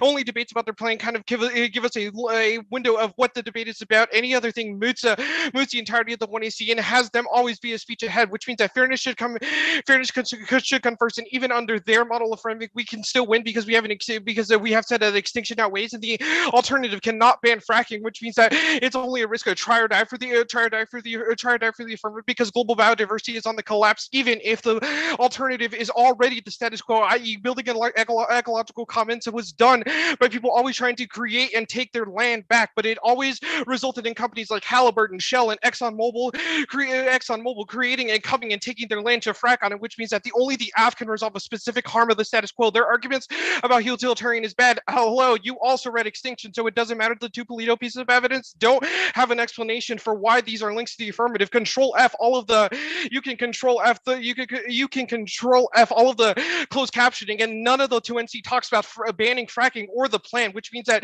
these have no pieces of link evidence. The last is the green capitalism link. It also doesn't link because we just banned fracking. Their last argument about Crossix and Liam, they've conceded the Becker piece of evidence, which indicates that the affirmative can still help communities of color who are being killed by things like Halliburton, and whose water is contaminated with natural gas.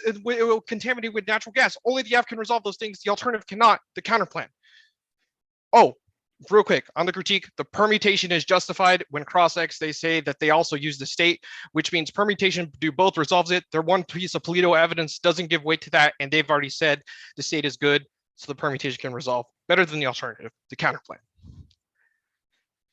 They've conceded the Attorney General of Oregon piece of evidence that says that they cannot resolve for federal land. What AC Cross-X is pretty indicative on this, because the AF bans fracking from ever happening on federal land, and it allows lawsuits to happen by private citizens when water is contaminated. They have not dealt with the fact that the counterplan does not resolve for federal land, because the counterplan would still allow the federal government to sell land to corporations who then frack on that land, which still causes the impacts of environmental degradation. It still causes biodiversity loss. The next piece, the trout evidence they read, says that there's no federal backlash because the federal government has control now over resources. The sequencing argument doesn't make sense in a world. It doesn't make sense in the world when the lawsuits are happening in state courts. The follow-on argument is not true, because follow-on only happens if the federal government does it first, i.e., then the states follow on, because right now the federal government the states have the power. The arguments about how it avoids overreach is just not true, because this evidence doesn't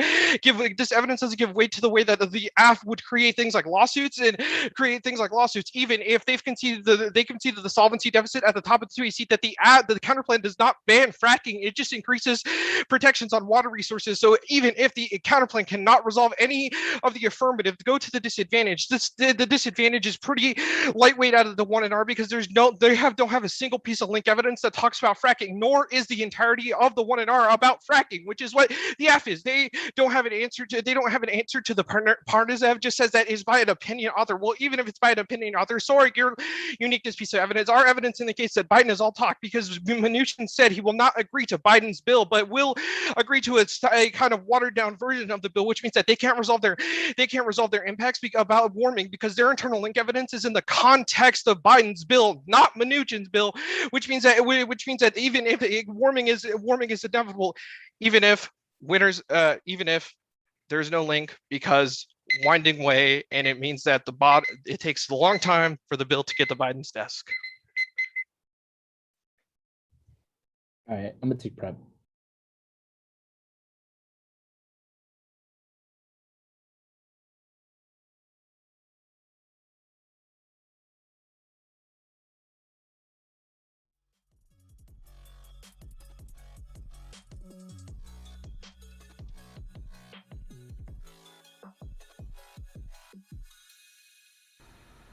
All right.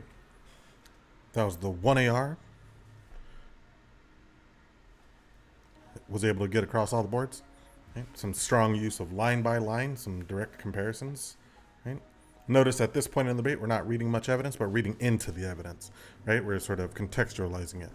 I think Jared makes a few good arguments, for example, on the disadvantage flow about what is the evidence written about. Is it about Mnuchin's bill? Is it about Biden's bill? Right? And how does that impact the probability of these arguments?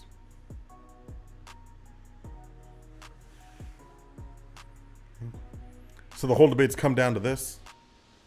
For those of y'all that have been here since we started tonight, thank you very much. For those of y'all that just tuned in, welcome, welcome. You got here right on time. We're going into the 2-1R. Most debates are decided in these last two speeches. Jared did a pretty good job covering his tracks, both on against both of the negs' kind of major strategies here. I wonder what the negative is going to try to pull off. Are they going to go down the K route? Are they go down the count upon disad? Maybe some case arguments mixed in there. While they're prepping, if you were in this situation and you had to enter this 1AR, what would you do? If you're looking for something to do to sort of help practice, I think watching debates like these and sort of inserting yourself to sort of create your own version of a speech or response is a super helpful way to sort of have practice debates, right? So you watch a debate and then sort of do one of the speeches before you see what actually happened in the debate, right? So what would your 2-1R choice be based on this debate? And give a 2-1R.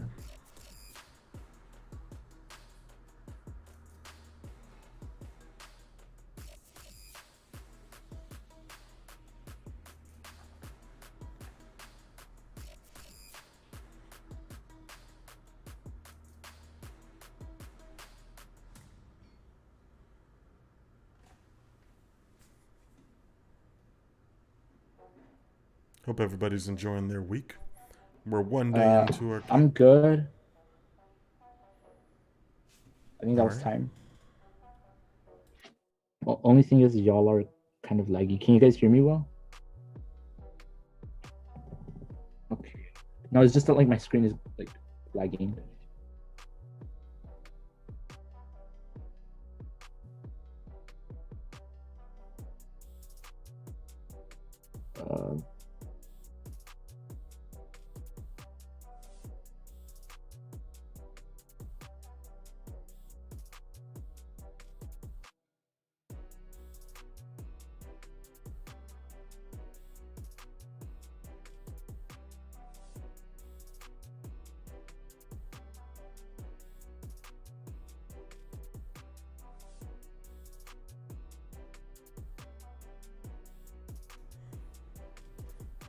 All right.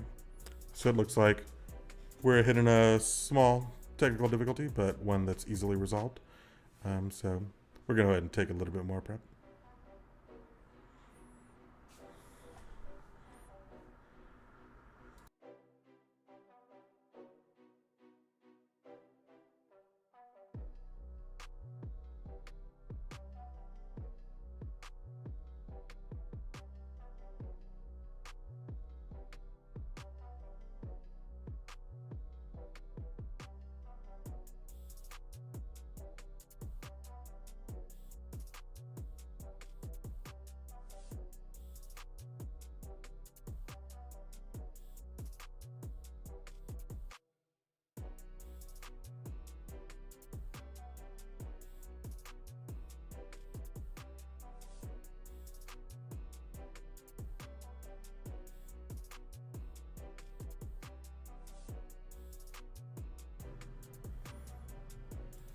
Cool.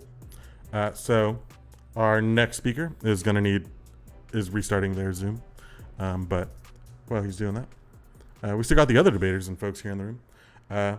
You might have had a chance to meet some of these awesome folks that are lab leaders and assistants here at the camp. But let's see. Yeah, he's gonna come back in a second. But for now, we're taking some time, and I'm chatting with y'all, with the folks in the chat. Let's talk. I don't know. Shop. Right. Looks like he said he's back. Y'all watching the Olympics? I have not had a chance to see any of it yet. Nope. All I saw was the opening ceremony with the little dudes in their hands. The blue guys. That was great.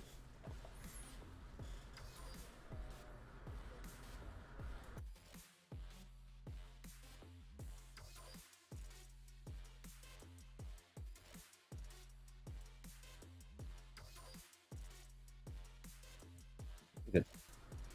All right, looks like our 1A is back, and it's time for the 1AR. He's going to give you a roadmap in just a moment. Thank you for your patience. Floor's yours. Hey, quick. I'm gonna just go the critique. I'm gonna go case. After that, I'm gonna go to disad, and I'm gonna do the CP.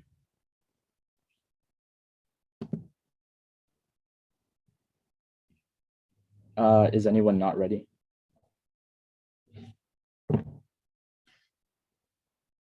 Okay, I'm gonna start my speech in 5 seconds. If anyone's not ready, stop me then. On the critique, we'll concede the entirety of the permutation. We'll say that the affirmative has access towards the critique's alternative. We will also concede the rest of the links as none of them were plausible, and we'll say that like their analysis of the framing is the best way, as extinction or magnitude comes ahead before any form of probability debate. Going on to case. Extending the grim to 21 evidence, we argue that the affirmative does not solve. Specifically, we argue that like there have been various enactments, specifically the DWA underground injection control regulation, which promptly failed. That means that even if the affirmative tries to attempt to solve any form of like issues when it comes to the status quo, nothing will happen. We also said that a uniqueness directly overwhelms the link. That was the O'Scanlan 21 evidence. We argued that like operators are regulation requiring oil and natural gas, like already like spills prevention. And we'll say that like there are other plausible impacts that exist within the status quo. It is not just fracking. There's issues like global warming, flooding, and issues that are larger that contributed to more loss in biodiversity. I'll extend more of this towards the disad, but do not buy any of their jargon, because they're just like trying to prop up the entirety of the of how fracking is the issue, but it ignores the real issues that exist within the status quo, such as warming. And I'll go on the disad.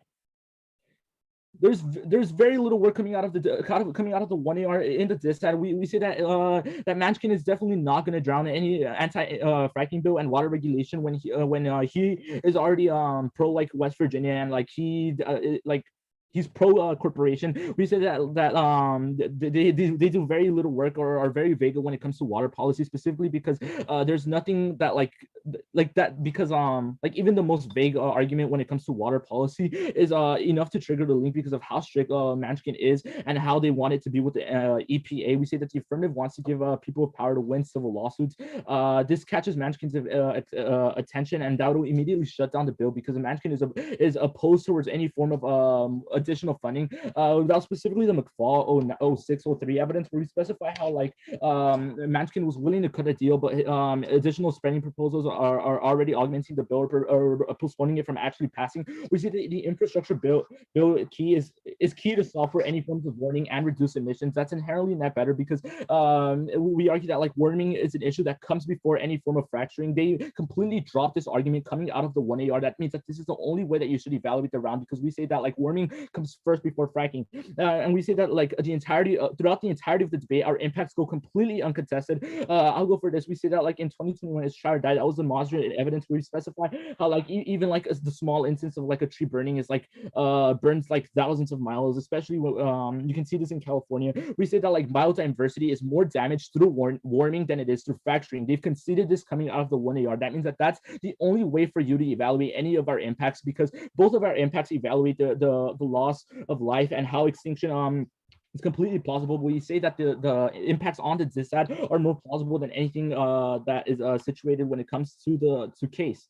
Yeah, and we say that like, yeah, and going on to the CP, we say that the 50 states and relevant territories in the US should substantially expand protection of its waters. We say that states are uniquely better because they can help regulate, implement, and allocate funding for water, and they're more flexible when it comes to handling issues at the local level than the federal government is, as each state requires distinct and operable policies that affect each individual in their area. Sometimes federal governments halt agencies when it comes to local or state actors. That's uniquely better because it means that like as state actors, we could actually solve better, and we say that you should prioritize any risk of the impact on the DISAD because any risk of warming means that Black and brown people are affected first. This went completely uncontested. We say that environmental racism contributes and perpetuates post-affirmative, meaning that like any other claims about environmental racism are skewed in comparison to the environmental racism that exists through the DISAD. We say that it'll be exacerbated because the world is overheating. That directly affects Black and brown populations, and that turns the entirety of their case.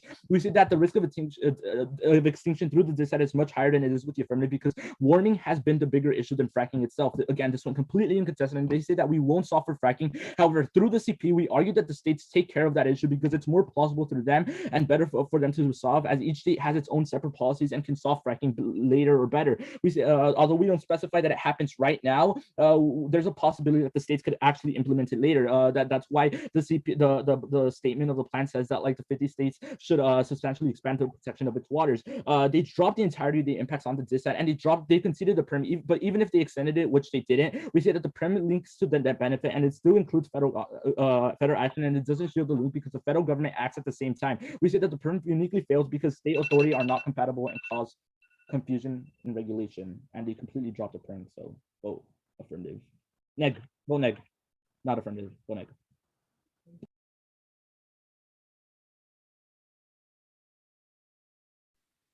All right, I'll take that time.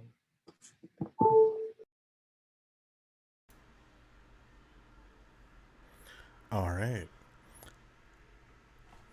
The negative wraps it up. Shout out to Nuriel for calling what the 2&R strategy was going to be, that DA counterplan. Definitely was looking real good. So they went with it. So now we know where the neg has chosen to end the debate. Let's see what the 2AR pulls across. They're going to take some prep now. I hope y'all could come up with your own decisions.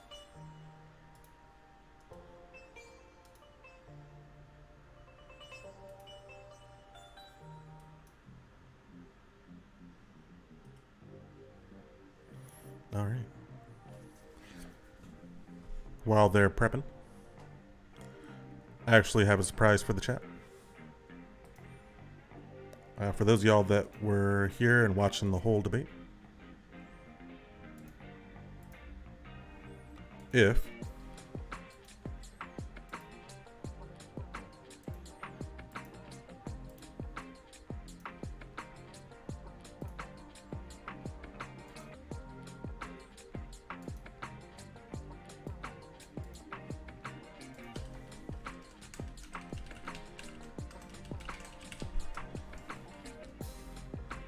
all right, so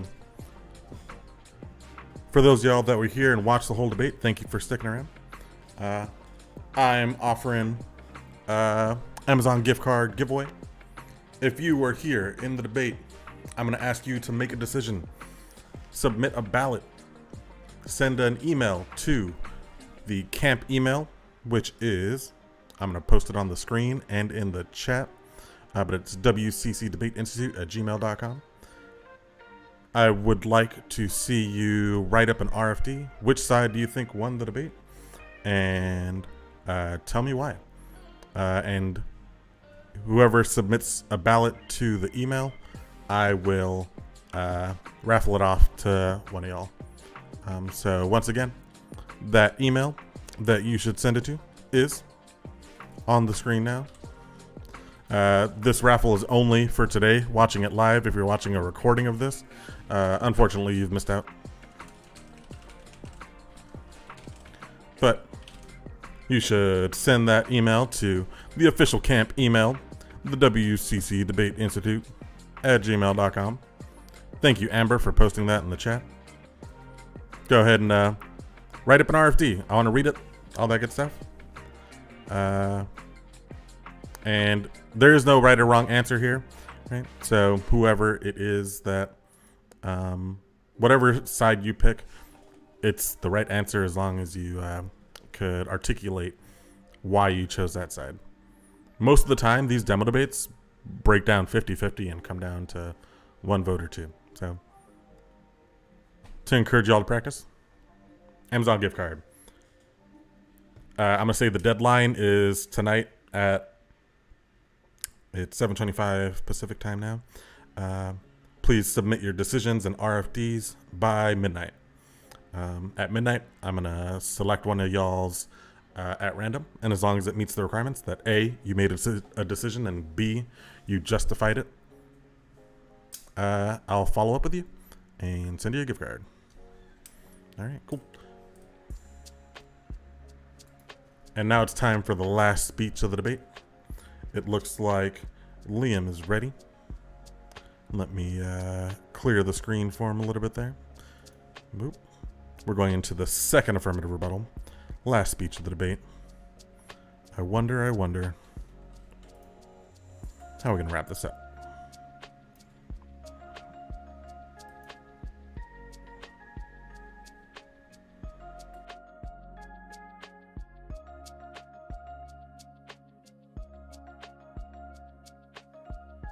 Okay, it's that.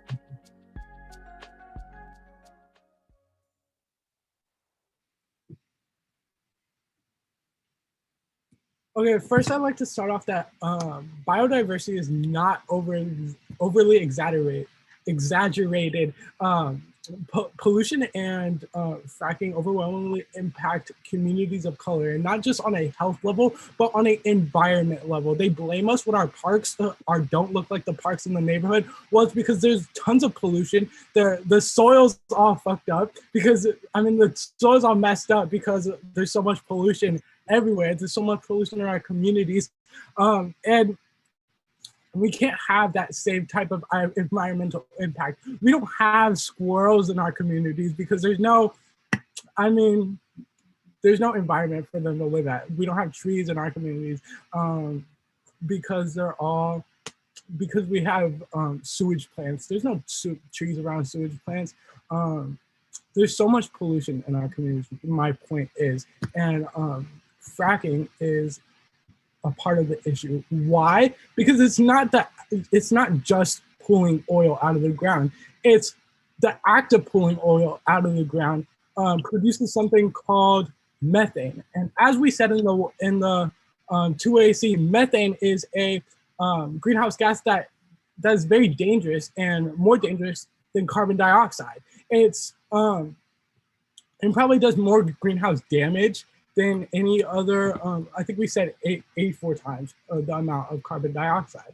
And when we're talking about time frame, the results of these problems we can see now. My bad. Okay, and fracking has long-term detrimental effect. Oh, extend. Sorry, I'm extending the 1419 card. Fracking has long-term detrimental effects to air quality, soil quality, water quality, and health. This card clarifies that fracking releases methane, a dangerous and destructive greenhouse gas.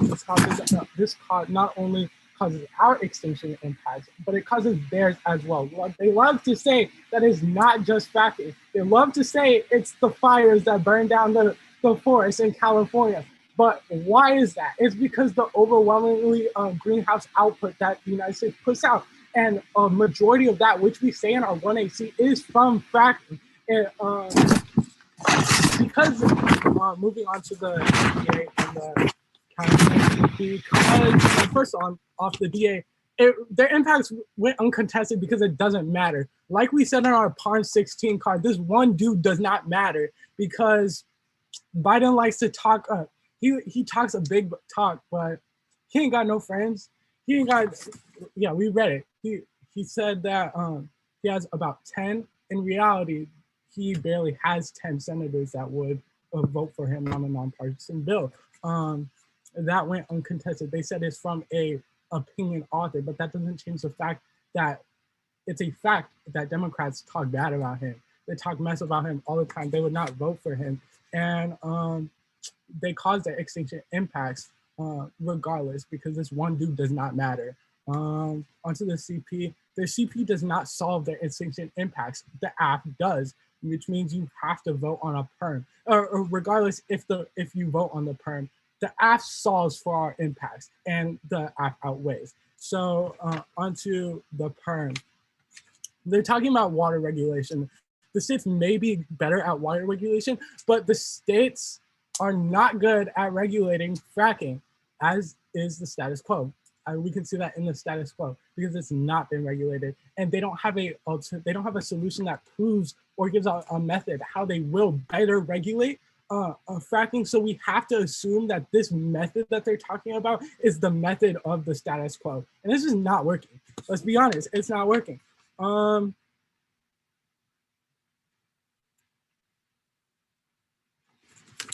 Their time frame is the same as our time frame, so time frame doesn't really matter when it comes to the perm. We can do both, and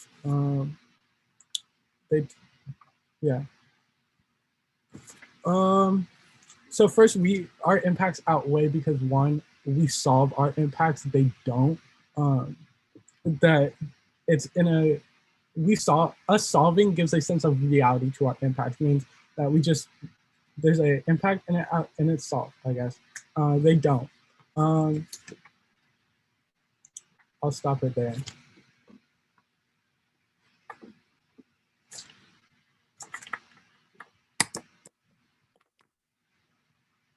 Good job, guys. Way to go, y'all. Good debate, y'all. Love your speech. It kept me awake. Right, hang tight. I'm going to do a closing thing and then we'll be done.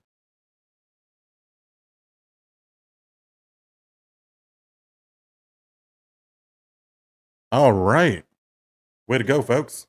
Thank you to our debaters. Let's go ahead and give them a round of applause.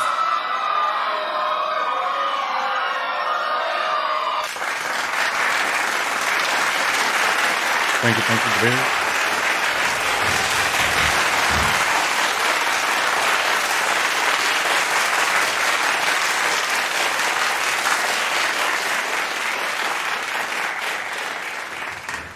Thank you for kicking off our season with some great examples of what to do. Before we go, I just want to remind folks about our raffle giveaway. Go ahead and make a decision on your own and send it to us. And we'll pick a winner later tonight. So thank you all for tuning in. Tomorrow, we've got a whole new schedule. Make sure you check out the live doc. Any final words from our debaters? Can I get a couple closing statements from y'all?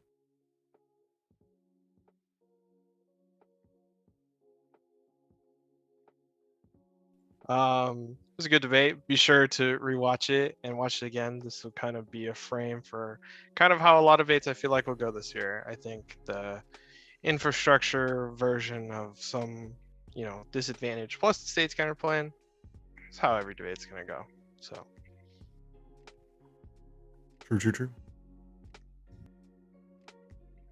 All right. Thank you all for joining Voices here from all over the state. Shout out to Liam and Isai and Lena. That's all I've got. Hold on.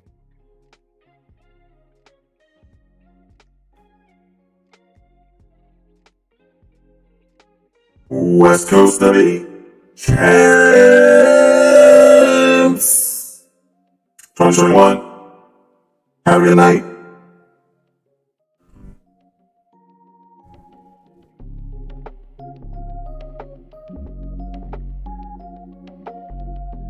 Wait, can we leave? Oh, I think we can leave.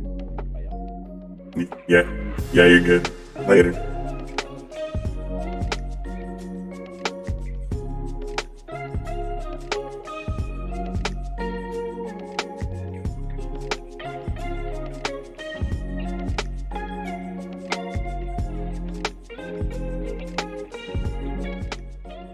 See everyone tomorrow. Make sure you're checking the live doc to know where you should be.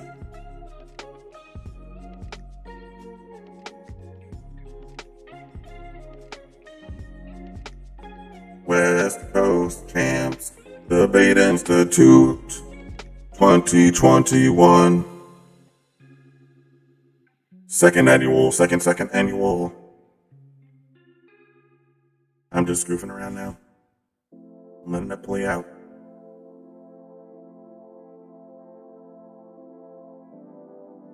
Shout out to the debaters. Shout out to the chat. I'm excited for this year, and I hope you are too.